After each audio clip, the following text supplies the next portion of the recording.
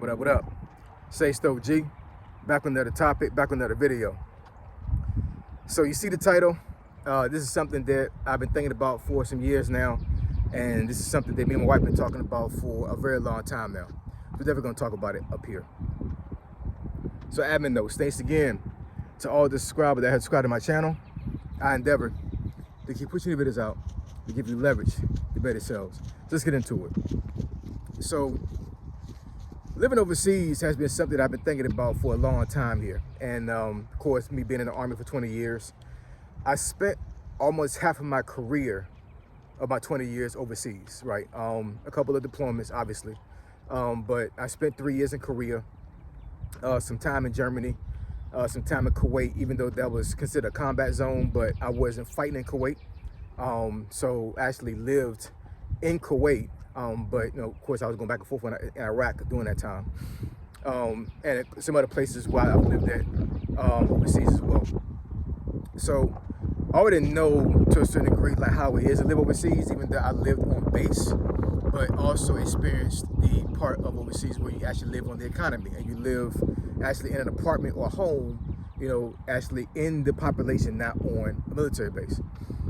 And I gotta say, man, you know what I'm saying, like, depending where you at in the world, the quality of living overseas is a little bit better than the States, man.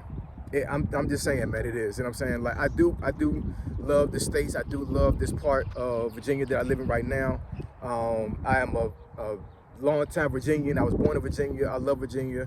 And, you know, if I was able to go overseas and live, I would definitely come back to Virginia. I wouldn't live anywhere else. I don't want to live anywhere else other than Virginia and the States. But, you know, in 2026, when it comes to what I think is best for my family, monetarily, and what I think is best for mental health and some other things, I think living overseas for a little while might be the lick, man. I'm just saying. I really think it is. Quite honestly, I think that if I was to do this and pull the trigger on this, for lack of better words, I think I would spend almost, if not 10 years overseas, you know, save money, invest money, and then, you know, by the 10 years is up, I'll move back into the States and I would have like a ton of money saved up, a ton of money invested, and I could buy land, get a home built, and pretty much live the rest of my life comfortably without working. That's one of the key things when it comes to living overseas, and actually, you know, using that time to your advantage monetarily to get yourself prepared to come back over. Because, you know, there's so many ways you can save money while you're overseas that by the time you come back to the States, if you stay over there long enough, you don't got to get another job. You don't have to work anymore. You know what I'm saying? You can just take that money and you can literally live off the interest of what you have invested, and basically you're paying yourself for the rest of your life. You know what I'm saying? Just, you can set it up to where like you get paid every 2 weeks as you had a 9-to-5 job. And you can have investments that are making so much money for you that you're literally getting, you know, $5,000, $6,000, $8,000, $10,000 every 2 weeks just to live off of, if that's what you choose to do. You know what I'm saying? Instead of actually going to a 9-to-5 job and, you know, working 40 hours a week, having a boss, you know, having to answer to somebody, having limited time to take care of your health and all these other things. You know what I'm saying? And I'm not saying that having a job is a bad thing, because that's the way America is structured. We have to have workers for this economy to move and to live. But when you get to a certain age, man, you know what I'm saying, like, a job is not important to you anymore. It just isn't. You know what I'm saying? Like, you know, when you leave college, or, you know, you join the military and you get out at a young age, like before you turn 30, you know what I'm saying, like, you got the whole world, you know, as your oyster, you know, to open up, pause. And, you know, you just have a mentality like, you know what I'm saying, you're never gonna get old, you're never gonna get sick, and you pretty much got all the time in the world to do what you want to do in life. And I'm telling you, time will get away from you so quickly, man. It will. I mean, I'm 48 years old right now. I can remember being 25, you know what I'm saying, and thinking that I had a ton of time to do whatever I wanted to do in life. And 48 can't quit, man. It came here quick. And, you know, I'm looking at it like, you know, I don't have too much time left to work. You know what I'm saying? Like, you know, when you, like I said, when you get to my age, man, you know what I'm saying, if you haven't established a career and you haven't established yourself somewhere to where you think it's safe, but no job is safe now in 2026, you know what I'm saying? I don't give a damn you worked at a job for 30 years, you know what I'm saying? But you can still get fired. It's crazy. But they just say in a normal scenario, in a normal situation, right?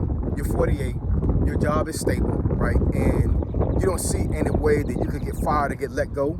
And you're looking at, okay, like I'm 40 right now, I'll be 60 in 12 years, right? What am I going to do when I turn 60? Now, some folks may say that I'm going to work all the way till I hit Social Security age. That's fine too, you know what I'm saying? But think about what can happen to you between 40 and 60, right? Between 40 and 60, I'm not saying this as an exact number of years before anything happens to you. I'm not saying it at all. But what I am saying is that, you know, as you get older, once you pass your 40s, you know, your health can decline. It can, depending on how you live, what kind of food you eat, if you exercise, what environments you were in years before that may affect your health now as you get older, you know? So there's no guarantee that you're gonna be able to work until you're 60, work until you're 55, work until you're 65. There's no guarantee, man. It just isn't. Think about you being 48 right now, and you know, and you knew within 2 years your body will break down to the point where you could not work anymore. What would you do, right? You know, how would you live? How would you make money? Do you got savings? Do you got investments? Do you have somebody that can take care of you monetarily in case you get sick, right? Do you have things paid off? Do you have debt?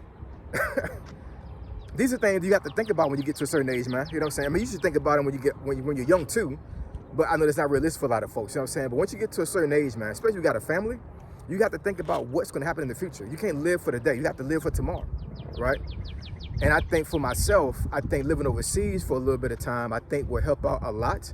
I think that I have enough, well, I know, depending on where I live at, I have enough residual income and passive income where me and my wife could actually live pretty comfortably. I would probably sell my house, which I do have a lot of equity in my house or whatever, so that would be a huge chunk of money that we can put in some type of investment engine to make more money for ourselves, right? My middle child just turned 18 yesterday. So I birthed to my middle child, CJ.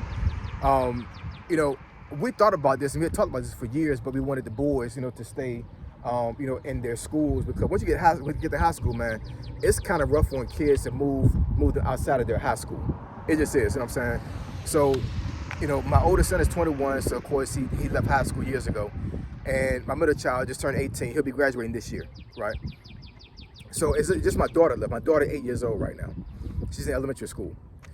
So me and my wife have both been overseas before. I've been overseas, obviously, but she's been overseas as well. She spent a good amount of time in Japan. When she was in college years ago in the early 2000s, she did an internship in Tokyo for a long time. Actually, she learned Japanese during that time. Was actually a student of Japanese. So she knows how Asian living is. I know how Asian living is, right?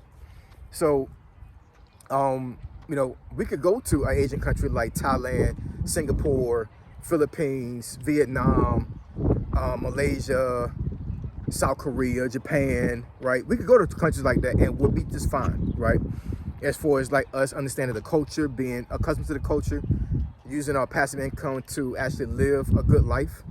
I saw this one guy a while ago that said he had been living in China for, well, at the point of that video, I think about 13, 14 years.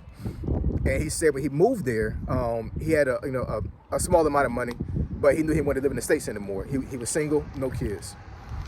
And he said he started off with a little bit over $1,000 a month that he was making at his job. He wound up being a teacher. And he said that his job, and he said normal jobs in Japan will pay for your housing. They either give it to you for free or they give you a stipend and have you pay for the home. So he said for years and up to this time, only thing he pays for is just his food and his electric bill and anything else he wants. You know what I'm saying? When it comes to, like, you know, if he wants, you know, he has cell phones and things of that nature, right? And he said over this time frame, he grew with his job, and he wound up making at this point $10,000 a month in Japan and in China.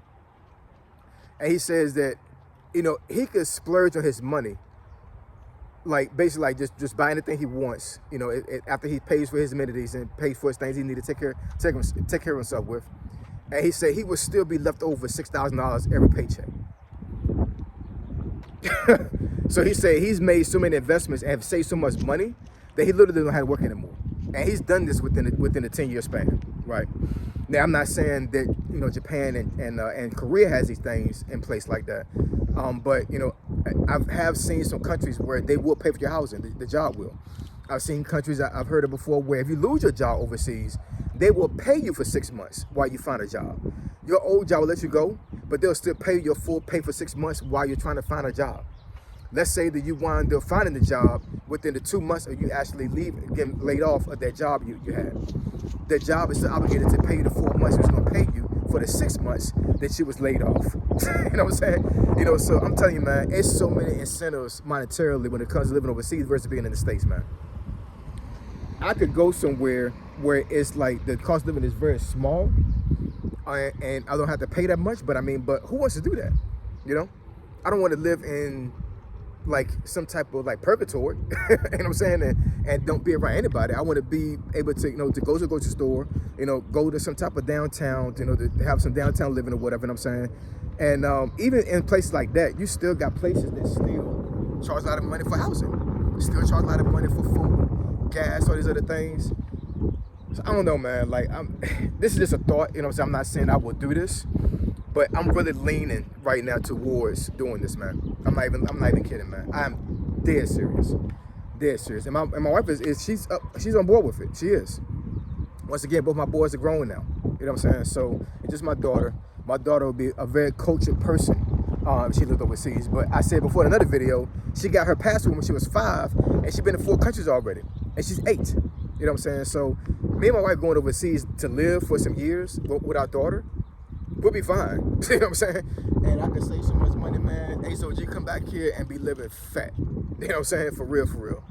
But anyways, drop some comments in the comment section below. Let me know what y'all think about this. Do you think that going overseas would be a good look? Do you think living overseas for a little while will actually, you know, help folks out? Or do you think that, you know, being in the States is just too much of a plus for you, that going overseas would not be an option? I want to hear your thoughts. So I appreciate y'all. I love y'all. Now catch y'all next video. Say so G, signing out. I'm gone.